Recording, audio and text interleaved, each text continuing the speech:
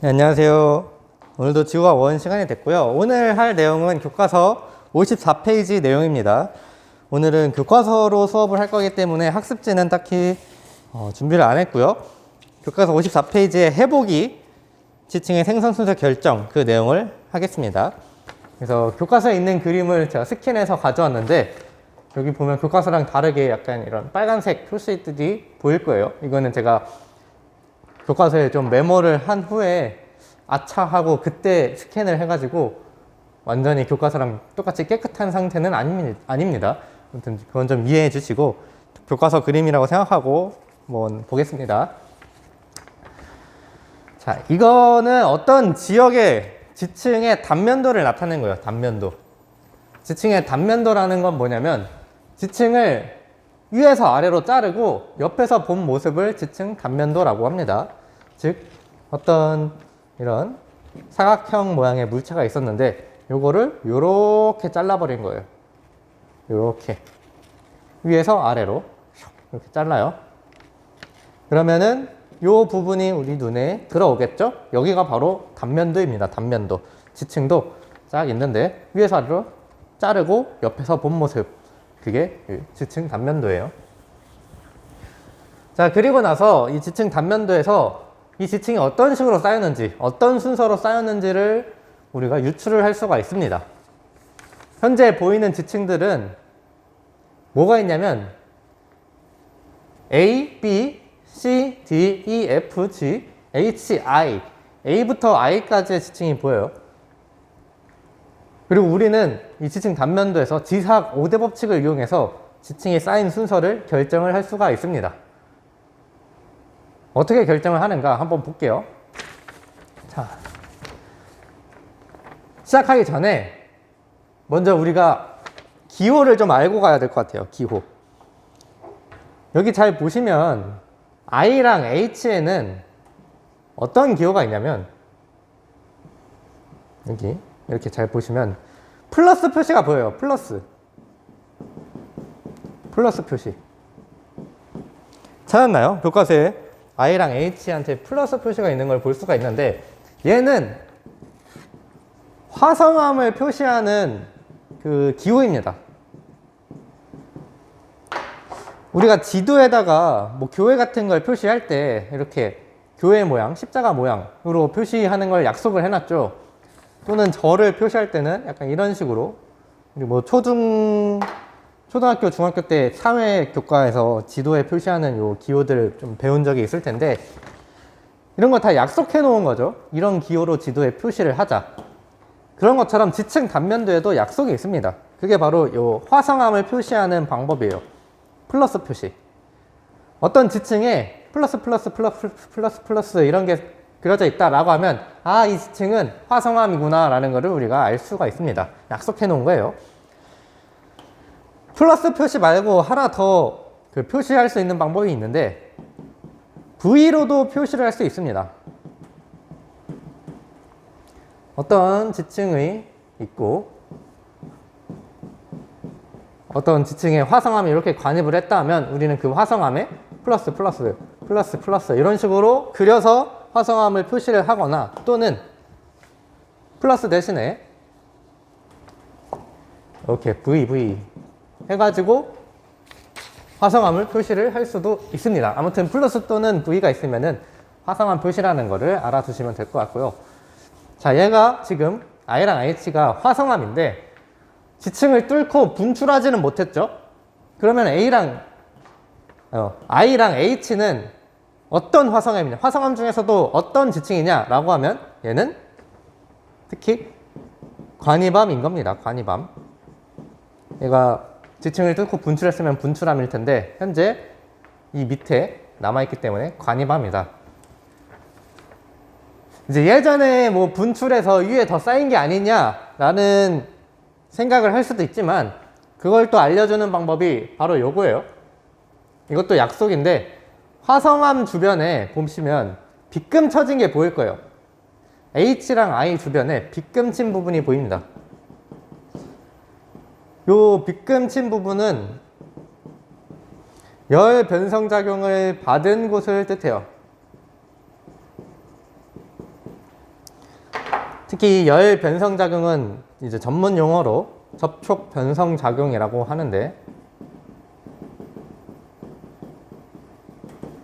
이 H랑 I가 마그마 시절일 때, 아주 뜨거울 때 이 지층을 관입을 하면서 요 주변부들 A 이렇게 빗금친 부분 A 변성됐고요, B도 이렇게 변성됐고, 여기 C도 일부 변성됐고, 이런 식으로 I가 관입할 때 A, B, C를 변성을 시키면서 관입을 했습니다. 만약에 얘가 분출함이었다면 이런 변성한 자국 없이 다음 것들이 쌓였겠죠. 근데 변성시켰다라는 거는 관입했다라는 걸 의미하고, H도 똑같이 얘가 이렇게 관입한 걸 알 수 있는 이유는 요 I도 변성시켰고 C, D, E, F 여기까지 다 변성을 시켰습니다. 그리고 이 G는 현재 변성을 시키지 못했는데, 이거는 분출하고 나서 쌓여서 그런 게 아니라 관입한 거였는데 현재 침식돼 가지고 이렇게 여기가 깎여 가지고 그 부분이 안 보일 뿐 얘가 분출한 건 아니고 관입했다라는 거를 우리가 알 수가 있습니다.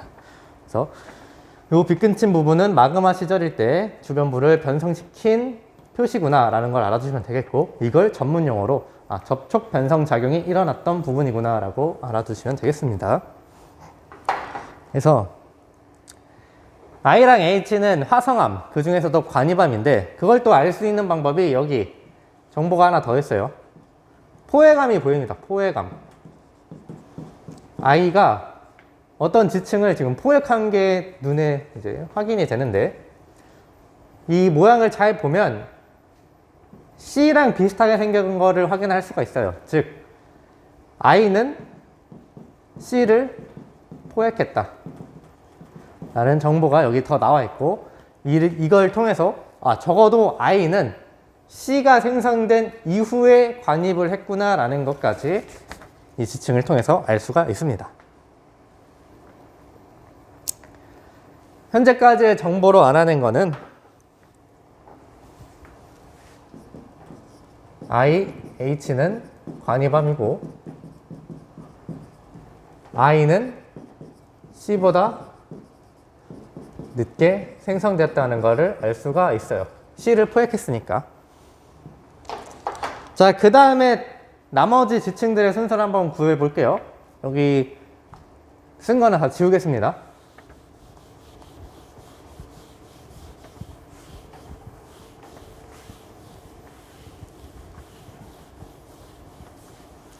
자, 이 경계면을 기준으로 왼쪽, 오른쪽에 지층들이 확인이 됩니다. 왼쪽에는 B, C, D, E, F, G가 보이고요. 오른쪽에는 B 밑에 A가 있는 거를 우리가 오른쪽에서 확인할 수가 있습니다. 왼쪽에서는 지금 가려져서 안 보이는데, 오른쪽을 보니까 B 아래에 A도 있구나라는 걸 확인할 수가 있고요. 그 위에 이 기호가 써있진 않지만 이 모양을 잘 보면 얘가 C라는 걸 알 수가 있고 얘가 D라는 걸 알 수가 있습니다. 여기까지. 자, 이 상태에서 지층의 생성 수를 어떻게 결정하느냐, 우리가 배운 지사학 5대 법칙을 쓰면 돼요. 지사학 5대 법칙에서 제일 처음에 배웠던 게 바로 지층 누중의 법칙이었죠. 지층 누중의 법칙에 따르면 지층이 이렇게 순서대로 쌓였을 때 아래에 있는 지층이 위에 있는 지층보다 오래된 것이다 라는 그 법칙이 있었습니다.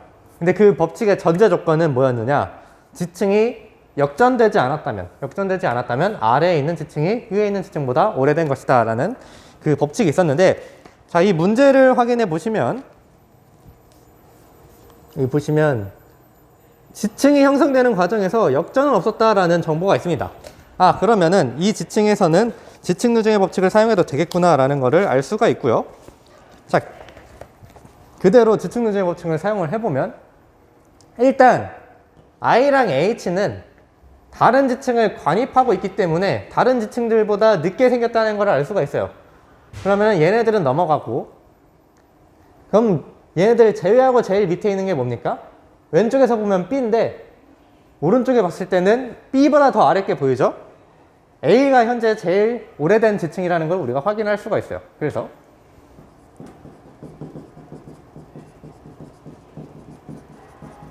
요걸 쓰면, 자, A, B, C, D, E, F 요 순으로 쌓였다는 것을 알 수가 있고, 그 다음에 이제 i가 언제 관입했느냐를 모르죠. 적어도 c보다는 뒤인데 A, B, C, I, D, F일 수도 있고 A, B, C, D, I, E, F일 수도 있고 A, B, C, D, E, I, F일 수도 있고, 지금 i가 어디 들어갈지, 여기 들어갈지, 여기 들어갈지, 여기 들어갈지, 여기 들어갈지 i의 행방이 묘연합니다. 근데 h는 언제 들어갈지를 알아요. 적어도 다른 지층들을 다 관입하면서 열 변성작용을 일으켰으니까, 아, 얘는 F까지 쌓이고 H가 관입했구나라는 거를 우리가 확인을 할 수가 있습니다. 그러면 이제 I의 위치를 정해야 되는데, 이 I의 위치는 어떻게 정하냐면, 수평태정, 다시, 지층능의 법칙은 우리가 역전이 안 됐기 때문에 사용했던 거고, 이 I의 순서를 결정할 때는 수평태정의 법칙을 쓰면 됩니다.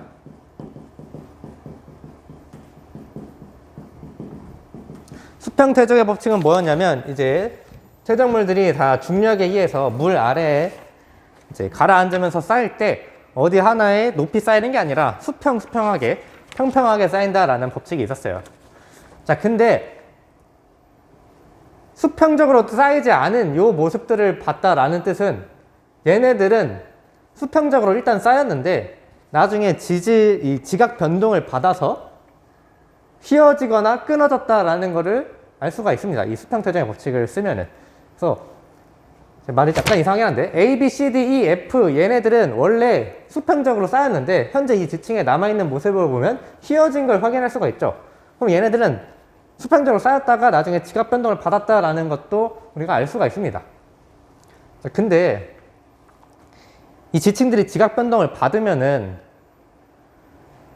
그때 쌓여있던 지층들은 다 똑같은 모습으로 변해야 되지 않을까요? 뭔 말이냐면, A, B, C가 쌓이고 I가 이때 관입을 했다면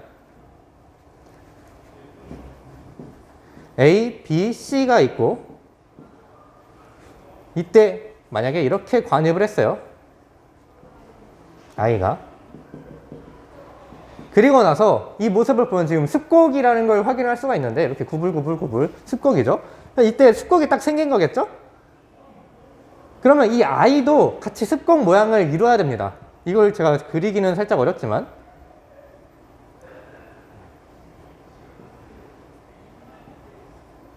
뭐 이 모양에서 생겼다라고 하면 약간 이런 식의 모습이 같이 나와야겠죠? I도 결국 이 습곡 작용을 받은 모습이 보여야 됩니다. 근데 이 I의 생김새를 잘 보면 이 습곡 모양을 따르는 게 아니라 습곡 모양을 망치면서 이렇게 그려져 있어요. 그러니까 I는 습곡이 형성된 이후에 관입했다라는 것을 알 수가 있습니다. 같이 습곡이 형성된 게 아니라 습곡 모양을 망치고 있으니까, 아, 얘는 습곡 이후에 만들어졌겠구나. 자, 그러면은 이제 알 수 있는 정보는 A, B, C, D, E, F는 다 한꺼번에 쌓인 이후에 습곡을 받은 거고, 그리고 나서 I가 나중에 관입했구나라는 것까지 알 수가 있습니다. A, B, C, D, E, F 쌓이고 습곡 작용 받고, 그리고 I가 관입했고, 그리고 나서 H가 관입을 했구나.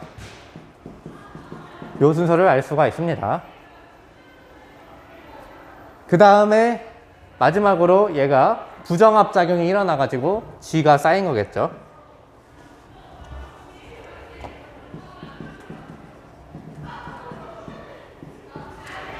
그 G가 부정합 이후에 쌓였다라는 것을 알 수가 있는 이유는, 그 부정합 지사학 5대 법칙 중에 부정합의 법칙을 보면 상하 두 지층 간의 지질 구조가 다른 모습, 아래는 습곡이고 위에는 지금 그냥 평평하게 잘 쌓인 형태죠. 어떤 경계면을 기준으로 위아래의 지질 구조가 다릅니다. 요거가 나타날 수 있었던 이유는 부정합 때문이었죠. 상하 두 지층 간의 지질 구조가 다르다. 거기는 그 경계면은 부정합이라는 뜻이고, 즉 이 G는 부정합 이후에 쌓인 거다. G와 그 아래는 큰 시간 이후에 쌓였다라는 것을 알 수가 있습니다. 그래서 이 그림에서 지금 이 부정한 면 위에 기저여감이 없기는 한데, 만약에 기저여감까지 그려졌다면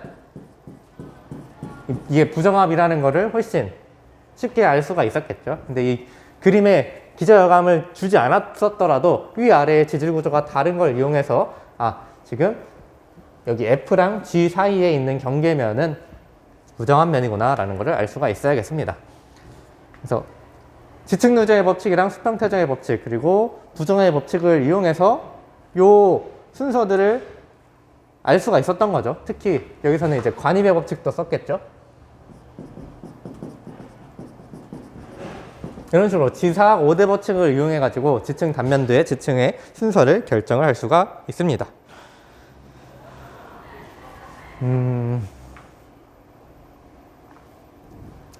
그리고 여기서 우리가 안 본 게 뭐가 있냐면 요 경계면을 확인을 해야겠죠. 이건 뭐냐면 단층이에요. 단층. 지층이 끊어지고 그 양쪽에 있는 안반의 상대적 이동이 다르게 나타난 건데, 원래 이 H는 이렇게 잘 이어져 있었던 거겠죠. 근데 위아래 이 양쪽 안반의 이동이 달라졌기 때문에 이렇게 차이가 난 겁니다.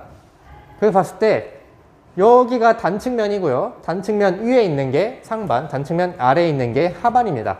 그리고 이 상반이 현재 하반에 대해서 내려가 있기 때문에 요 단층은 지금 정단층이구나 라는 것을 알 수가 있고요. 이 전단층이 나타난 시기는 H까지 관입한 이후에 여기서 정단층이 나타나고, 그리고 나서 부정합 작용들, 여기까지 쌓이고 나서 융기했다가 위에가 깎여 나가고, 그 다음에 다시 침강해서 G라는 퇴적층이 쌓이는 이 부정합 형성 과정이 있었고, 이제 G가 마지막으로 쌓인 거죠. 이게 이 지층에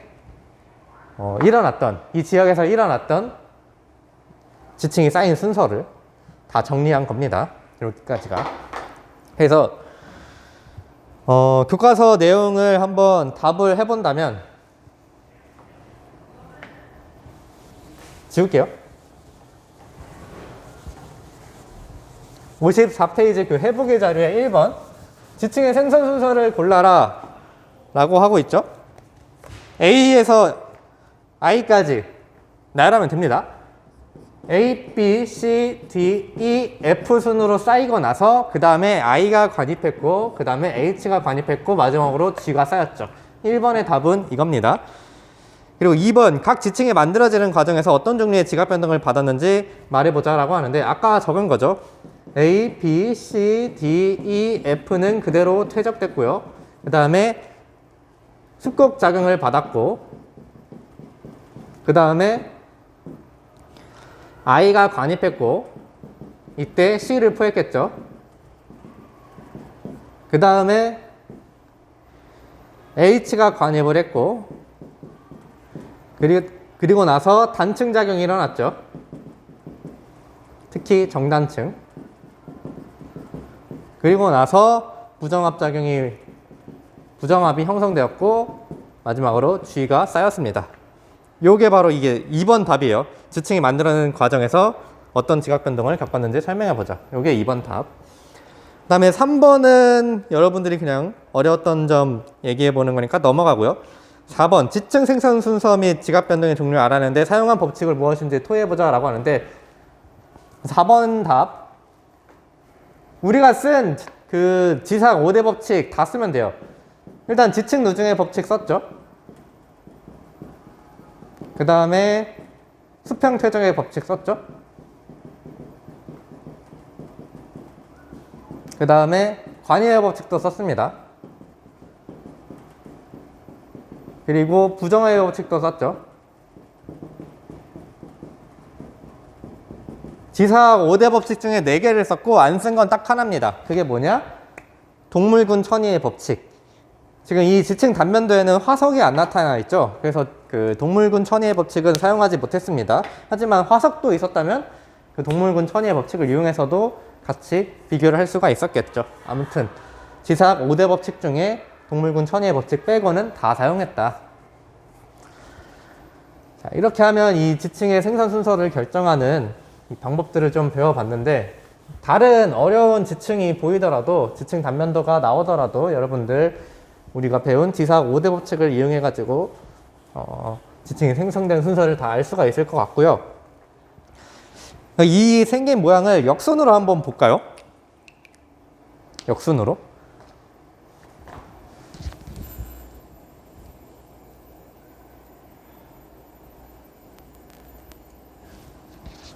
자, 여기다가 한번 그려볼게요. 어떻게 쌓였느냐? 자, A, B, C, D, E, F까지 이렇게 쌓인 상태죠. 요게 첫 번째 과정이었습니다. 그냥 물 밑에서 A, B, C, D, E, F 이렇게 쌓인 거예요. 그러다가 얘가 좀 지하 깊은 곳에 있었나 보죠. 근데 횡압력 작용이 나타난 거예요. 그래서 얘가 습곡이 만들어집니다. 습곡. 횡압력 작용을 받아서 이렇게 습곡이 돼요. A, B, C, D, E, F. A, B, C, D, E, F. 자, 이렇게 만들어지고 나서 어떻게 되느냐? 관입이 일어납니다. 관입. 이렇게 어떻게 관입한 거야? 지금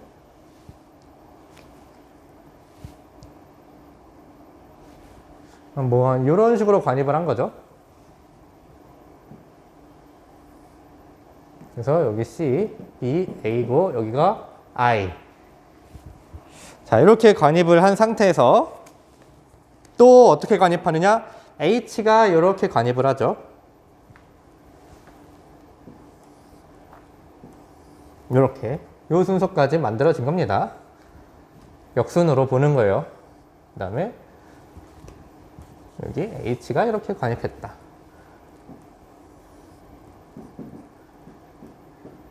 그러고 나니까 I가 관입할 때 여기 열 변성작용 받았고, H가 관입할 때 여기 열 변성작용을 받았고, 이렇게 만들어지고 나서 단층작용이 일어난 거죠. 이번에는 지하 깊은 곳은 아니었나 봐요. 이렇게 단층작용이 딱 일어나가지고 장력을 받은 겁니다. 장력. 그래서 정단층이 이렇게 만들어지죠. 그리기가 살짝 어려운데.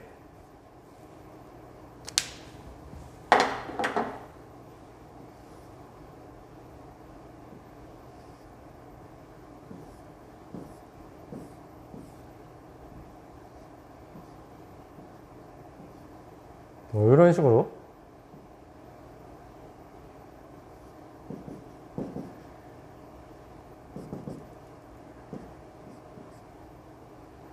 뭐 잘 그리는 것 같지는 않지만 이런 식으로 그려진 거죠.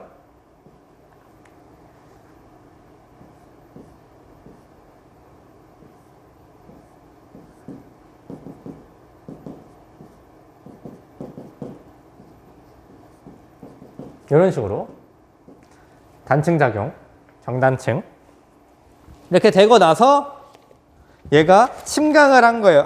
융기를 한 거예요. 융기. 원래 이게 물 밑이었다가 융기를 합니다. 물 위로.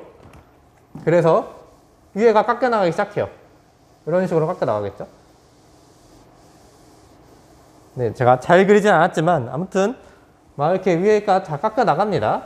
이 습곡 작용이 더 있었다면 위에는 남아있고 요 옆에만 이렇게 사라지면서 아무튼 이런 지층이 더 깔끔하게 그려질 수가 있는데, 역순으로 그리는 거를 뭐 잘하진 않아서 아무튼 E, F.